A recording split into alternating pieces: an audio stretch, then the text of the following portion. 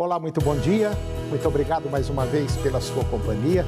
Está começando mais uma edição do programa Agronegócio e eu desejo a você um dia muito abençoado. No programa de hoje, nós vamos falar do relatório que foi divulgado pelo USDA. Você vai ver que o farelo de soja deu uma disparada nos preços. Vamos falar de uma tecnologia limpa, disponível no Brasil e aliada ao produtor. Vamos mostrar os diferentes tipos de solos existentes no Brasil. Eu e o Márcio Antônio Ribeiro, economista e diretor da Faculdade FAC+, vamos falar sobre um tema interessante, vamos falar sobre governança. O programa Agronegócio já está no ar.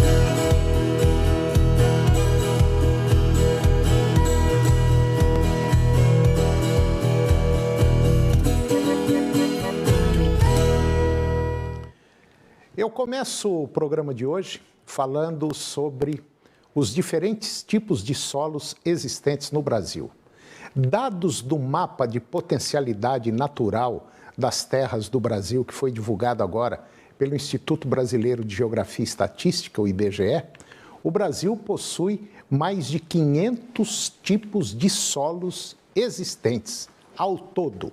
29,6% possuem boas condições e 2,3% boa potencialidade para o desenvolvimento agrícola.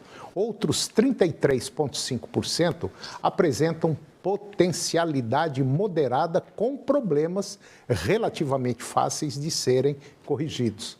Para o analista da pesquisa Daniel Pontoni, ele disse que o Brasil é um dos maiores produtores de alimentos do mundo, o que demonstra a importância da publicação, que é inédita. O documentário interpreta o potencial natural dos solos para a agricultura a partir do mapeamento do IBGE. Foram levados em consideração os recursos naturais, solo e relevo. Os mais de 500 tipos de solos do Brasil, eles foram classificados conforme características de textura, pedregosidade, rochosidade e erodibilidade. E também foram classificados como áreas com restrições muito fortes ao uso agrícola, além de áreas de preservação ou conservação em função da captura do ambiente. E agora eu vou conversar com Márcio Antônio Ribeiro. O Márcio, ele é economista e diretor da Faculdade FAC+. E nós vamos falar sobre um tema muito interessante. Nós vamos falar sobre governança. Márcio Antônio Ribeiro, mais uma vez, bom dia. Muito obrigado pela sua presença aqui no nosso programa para falar de um tema interessante. Tudo bem, Márcio? Bom dia, Toninho. Tudo bem? Bom dia aos nossos espectadores. Ô, Márcio, quando a gente fala em governança, a gente lembra, assim, planejamento, a gente lembra de gestão, a gente lembra de organização, e é algo que muitas empresas não têm. E, geralmente, a fachada de uma empresa, a cara de uma empresa, o processo que uma empresa anda, é mais ou menos a cara assim, do dono, né? Sim, Toninho. Hoje a gente tem debatido muito, não só no meio acadêmico, mas no meio empresarial, a questão da governança. E cada vez mais ela tem se tornado aí o alicerce de sustentação das empresas. Justamente nesse ponto que você colocou. A empresa muitas vezes, é fundada por uma pessoa ali, um patriarca familiar, ela consegue crescer e se desenvolver, mas quando ela chega a um determinado porte, ela começa a encontrar dificuldades na sustentabilidade, em poder crescer, dada a visão que às vezes limitada a uma única área, e os princípios de governança, quando bem implementados, eles vêm para ajudar o empresário, seja de qual área for, área de serviços, agronegócio, indústria, nesse sentido de melhorar e otimizar o processo de gestão. Eu me lembro, meu pai, isso há muitos anos, meu pai falava assim: filho, a gente conhece um prefeito pela entrada da cidade. Se tiver muito esburacada, você pode ter certeza. A prefeitura está quebrada e o cara não é bom de planejamento, de gestão, não, sabe? Para conduzir o processo. E é um fato isso, né, Márcio? Sim, Toninho, a gente tem visto, né, em publicações especializadas e mesmo na mídia em geral nos últimos meses, ou diria nos últimos 1 ano e meio, muito se falando que, né, as famosas startups, né, independente seja área de tecnologia, agronegócio, educação, o que for, né, elas têm encontrado muita dificuldade em atrair investimentos. Porque o que aconteceu, né, hoje, os fundos de investimento e mesmo os investidores anjos, né, eles têm observado muito essa questão da existência ou não de um plano de governança, de sustentabilidade, aí seja ambiental, social, né, até a questão do compliance, que é outro ponto importante, né? Compliance é ali o que a empresa faz, o que ela tem de ferramentas, né, para evitar desvios, o cumprimento da lei, né, corrupção, seja interna ou externa, e uma série de fatores aí que impactam no sucesso dela. Ô Márcio, mas já tem muita gente buscando esse meio, vamos dizer assim, de compliance, de governança. Já tem muita empresa fazendo isso, né, Márcio? Sim, Tony. Infelizmente, hoje, principalmente se a gente olhar para o Brasil, normalmente são as grandes empresas. Sim, as grandes, E, né, notadamente, aquelas que têm, né, são de capital aberto, têm ações negociadas em bolsas, até por força da legislação, elas têm isso mais, né, forte. Só que a gente percebe que empresários de menor porte já estão começando a perceber os ganhos que têm com isso. Porque muitas vezes, né, as empresas até formam conselho de administração, conselhos consultivos e trazem para dentro não só pessoas da própria empresa, mas, né, pessoas de fora, de outros mercados, né, que ajudam a enxergar a realidade, às vezes, né, falhas que a empresa possui no seu processo de gestão, de atendimento ao cliente e que, às vezes, quem está ali dentro não consegue perceber. Ô Márcio, um ponto que eu venho observando também, quando a gente fala muito em empresa, propriedade rural, que falta gestão, falta conhecimento, tal. Mas eu acho que o mais importante de tudo, Márcio, é a governança pessoal. É a gestão pessoal. É o seu comportamento, é a sua ética, é o seu modus operandi de você conduzir você mesmo. Porque, queira ou não, Márcio, eu acho que nós, eu, você, todo mundo, é uma empresa. E a gente tem que saber se vender, se comportar, para poder ter uma vida pelo menos razoável. E o que eu percebo é que parece que a população, assim, de maneira geral, não está muito preocupada com isso não, né, Márcio? Parece que está se perdendo nessas internets da vida, nessas formas virtuais que nós estamos vivendo. Nós não estamos vivendo, às vezes, o real, o que precisa viver.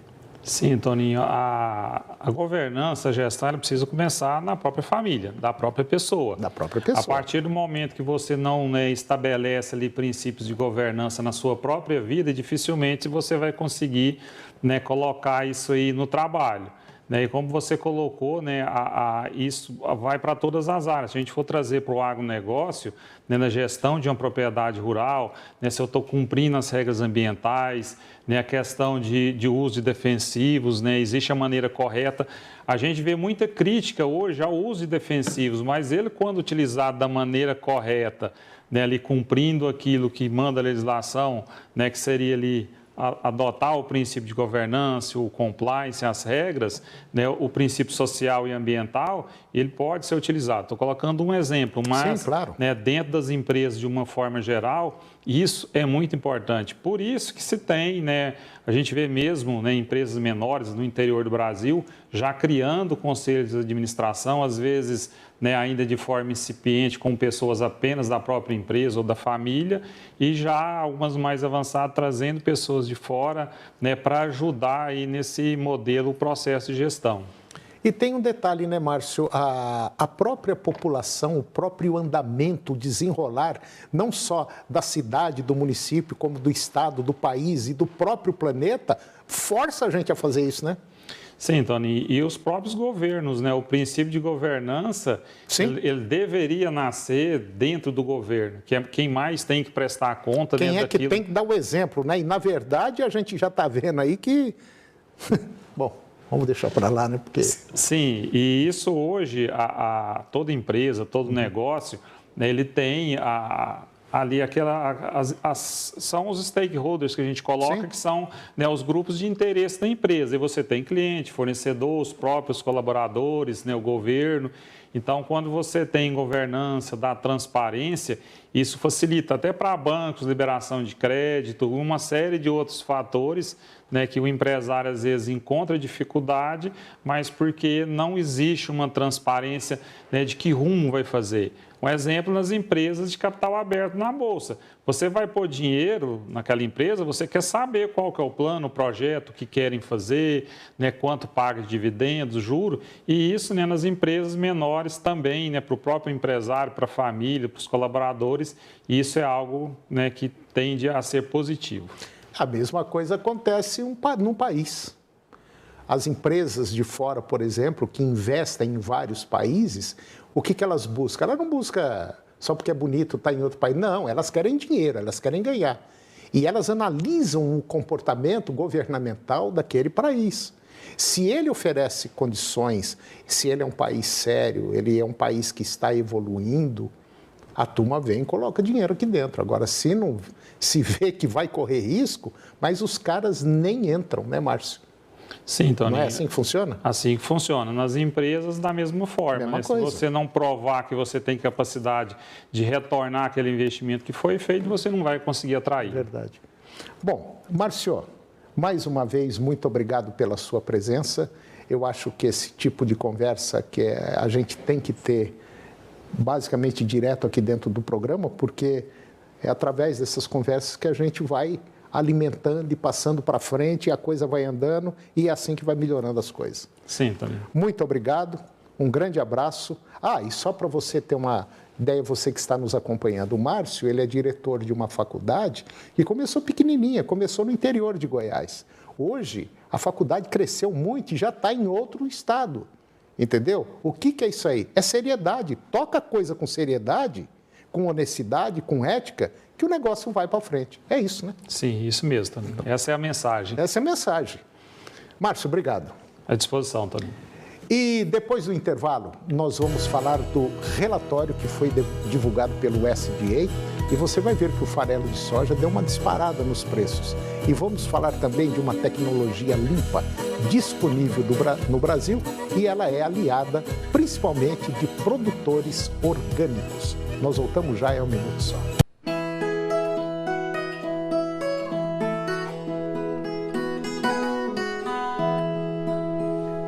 Todo dia venço uma guerra, sou o leite, a carne e o pão. Os frutos que vêm da terra, o suor que molha o chão. Sou o homem que dia a dia, sem medir dedicação, com ou sem tecnologia, produzo alimentação. Às vezes o que eu faço fica só na região, mas se dou um grande passo, ajudo na exportação. O trabalho é minha vida e faço com o coração. Sou pequeno, médio, grande, do tamanho do meu chão. Sou o produtor rural e desejo a todo o povo a paz de um Feliz Natal e a fartura do ano novo. Feliz Natal e próspero ano novo!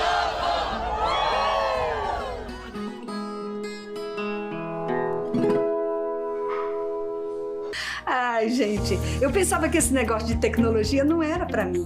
Eu achava muito difícil. Hoje, faço compras e até monitoro meu condomínio pelo app da portaria remota Tecnoseg. Futebol é amor, paixão, emoção, garra, movimento, sonho, união, trabalho, dedicação, irrigação, amador, profissional, society, jardim, gramado, do início. Não. Precisou? É Safra! Nos últimos 4 anos, Goiás mostrou do que é capaz. Mostramos como proteger quem trabalha, as famílias e não dar espaço para a criminalidade. Mostramos que saúde de qualidade podia chegar a cada goiano, com hospitais regionais, policlínicas e leitos de UTI. Mostramos serviço, geramos empregos como não se via há 8 anos e crescemos mais do que o Brasil.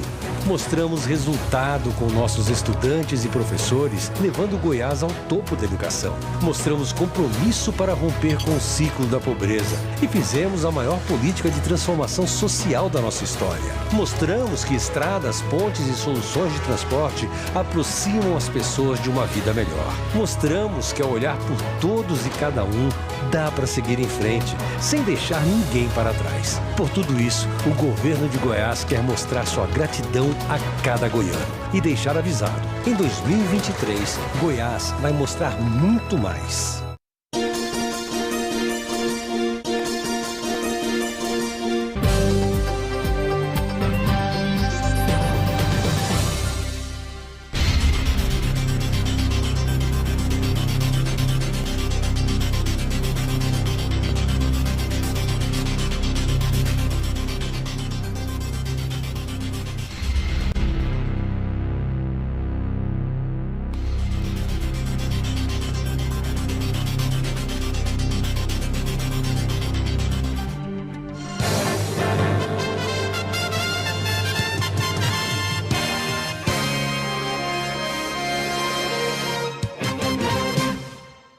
Agronegócio. Oferecimento no campo ou na cidade. Safra Irrigação. 3928-4020. Eu estou de volta e agora nós vamos dar um giro pelo relatório que foi divulgado pelo USDA, que é o Departamento de Agricultura dos Estados Unidos, e que está mostrando agora um novo relatório de oferta e demanda de produtos agropecuários. E acabou revisando de forma leve para cima os números relacionados à soja. Sendo assim, a expectativa da produção global de soja saiu de 390 milhões de toneladas para 391 milhões de toneladas. E os estoques finais passaram de 102 milhões 170 mil toneladas para 102 milhões 710 mil toneladas.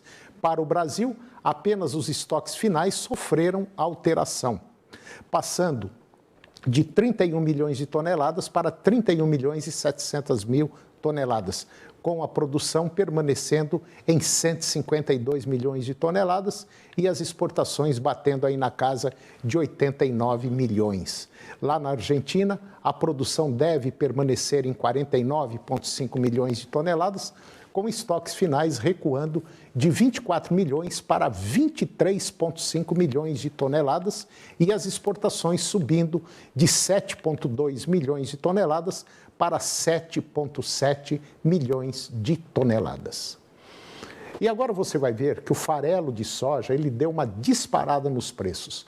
Os dados foram divulgados pelo Centro de Estudos Avançados em Economia Aplicada, que é o CPEA, e apontam que preços do farelo de soja subiram no Brasil ao longo da última semana. Segundo pesquisadores do CPEA, os valores foram impulsionados pela firme demanda externa e, sobretudo, por preocupações relacionadas à oferta desse derivado na safra 22-23, lá da Argentina. Ressalta-se que o clima quente e seco tem dificultado a semeadura da oleaginosa no país vizinho, que é o maior exportador mundial de derivados de soja, o que já tem descolado a demanda externa por farelo ao Brasil e também aos Estados Unidos. De acordo com dados da SECEX, na parcial desse ano, de janeiro a novembro, o Brasil exportou o volume recorde de 19,2 milhões de toneladas de farelo de soja, 24% acima do embarcado em igual período do ano passado. E agora eu vou conversar com Sérgio Coutinho. O Sérgio, ele é o co-CEO, fundador da Zaso. E nós vamos falar de uma tecnologia limpa, disponível já aqui no Brasil e aliada principalmente do produtor orgânico. O Sérgio já esteve aqui no nosso programa já há algum tempo e a coisa melhorou, evoluiu e evoluiu muito. E, graças ao excelente trabalho, a empresa está crescendo. Sérgio Coutinho, fundador da Zaso. muito bom dia, muito obrigado pela sua presença para falar de um tema interessante. Tá tudo bem? Maravilhoso, bom dia, muitíssimo obrigado pelo convite. É um prazer, é um privilégio muito grande estar com vocês novamente. Espero trazer boas notícias aí em breve, cada vez mais. Muito obrigado. Bom, o fundador da Azaço, que é o Sérgio Coutinho, eles desenvolveram, a empresa dele desenvolveu um equipamento, para você entender, um equipamento, uma máquina que ela mata o mato através do choque. Isso é para você entender. Essa máquina ela é acoplada no microtrator, por exemplo, e aonde ela passa, o mato morre porque leva uma descarga elétrica. É mais ou menos isso? É perfeitamente isso, uma boa descrição, muito obrigado. O equipamento ele usa a energia mecânica disponível no trator da TDP, transforma isso em energia elétrica e a gente tem um sistema eletrônico, tecnologia proprietária nossa, que dá a essa energia os parâmetros necessários para fazer o combate às plantas invasoras ali indesejadas na cultura, para que você possa ter uma cultura livre de competição, né, mato-competição, tanto em relação a nutrientes quanto em relação à água e sol e tudo mais, para aumentar a produtividade e facilitar a vida do agricultor. Basicamente, substitui os herbicidas com eletricidade. Bom, automaticamente o produtor, principalmente o produtor orgânico, o pessoal que mexe com frutas, principalmente esse pessoal que mexe aí com hortaliça, que tem muito mato, por exemplo, entre os canteiros, essa máquina ela consegue matar basicamente todas as variedades, né, ô Sérgio? Sim, perfeitamente. Evidentemente, algumas variedades são mais sensíveis, outras menos, mas a verdade é que não existe nenhum único caso de resistência à nossa tecnologia.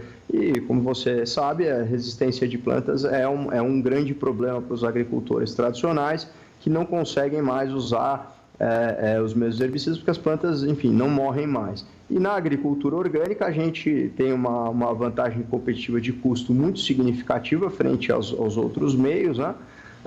Somos certificados já para uso orgânico. O nosso produto, como não é um produto ao cliente final, ele não leva o selo, mas a nossa tecnologia é reconhecida como uma tecnologia orgânica que pode ser utilizada em produtos que levem o selo de orgânico, pelo IBD, por exemplo. Bom, ô Sérgio, mas só pelo fato de não ter que usar produto químico, isso já é uma baita de uma vantagem, por quê? Porque você elimina as plantas daninhas sem o uso de, vamos dizer, a turma não gosta de falar essa palavra, mas sem o uso de veneno. E isso é fundamental tanto para o meio ambiente, quanto para o solo e quanto para o aplicador. Perfeitamente. A gente gosta de dizer que a nossa tecnologia ela é ambientalmente sustentável, ela é socialmente responsável e operacionalmente superior e agora, recentemente, mais barata também. Nós estamos implementando hoje uma terceira geração tecnológica que está saindo já nos próximos produtos, que otimiza o uso da energia, ou seja, a eficiência energética do equipamento é maior, usa-se menos energia, ou esforça menos o trator, vamos dizer assim, e com essa nova tecnologia a gente consegue chegar a ser mais barato do que o herbicida. Então, se você tem todas as vantagens e nenhuma das desvantagens, nós acreditamos que vai ter um crescimento bastante significativo nos próximos anos. Estamos torcendo por isso, mas eu acredito que a gente tem todas as ferramentas para acreditar que isso vai ser verdade. Bom, ô Sérgio, agora esse equipamento, vamos dizer, esse implemento que a gente utiliza acoplado em um determinado trator, existe assim um tamanho para o trator, ou pode ser qualquer um, ou tem que ser um microtrator? Bom, aí também vai depender da cultura que ele está utilizando, né? Perfeitamente, uma excelente pergunta e já uma boa resposta. O equipamento ele varia de acordo com a cultura. Evidentemente, a gente tem diferentes modalidades, diferentes equipamentos para diferentes culturas de diferentes tamanhos. E o tamanho do equipamento é mais ou menos proporcional à quantidade de área que você quer controlar por unidade de tempo. Ou seja, se eu quero fazer 1 hectare por hora, eu tenho um equipamento de um certo tamanho. Se eu quero fazer 2 hectares por hora, eu preciso ter um equipamento um pouco maior. Se eu quero fazer menos, eu posso ter um equipamento um pouco menor. A gente tem algumas variedades que estão sendo lançadas agora, alguns que já existem no mercado há algum tempo. As duas novidades que estão sendo lançadas agora em conjunto com a Case New Holland são o café e o citrus, pré-lançamento. Né? A gente mostrou um pouco rapidamente isso para o mercado, já tivemos uma aceitação muito grande e vão ser os 2 primeiros produtos aqui. Lá na Europa a gente já tem algumas dúzias aí, já acho que talvez aproximadamente 100 equipamentos para vinho. Então a gente está em parreiras lá, nas mais nobres parreiras da França, enfim, espalhados pela Europa, para fazer controle de mato nas parreiras. E tem sido um sucesso muito grande. Estamos aí nos maiores nomes de vinhos internacionais estão usando a nossa tecnologia. Bom, é óbvio que talvez muita gente que esteja aí nos acompanhando deve estar pensando o seguinte assim, poxa, será que eu posso usar uma soja no milho? Eu, a princípio, acho que não. Acho que aí já é meio complicado, porque são áreas grandes e parece que o milho também, se você encostar nele, dependendo do tamanho, você vai matar a planta, né? Então, essa é interessante você perguntar isso. Né, há algum tempo atrás eu diria que não. Hoje a gente pode dizer que sim, tá? Nós temos um esforço de desenvolvimento para esses mercados. A gente chama os row crops ou cash crops, né, as culturas de larga escala plantadas em linha, falando em soja, cana-de-açúcar, milho, etc. A gente já tem protótipos funcionais em todas essas culturas, tá? Em escala, então são protótipos menores do que eles de fato vão ter que ser para atingir o grande mercado.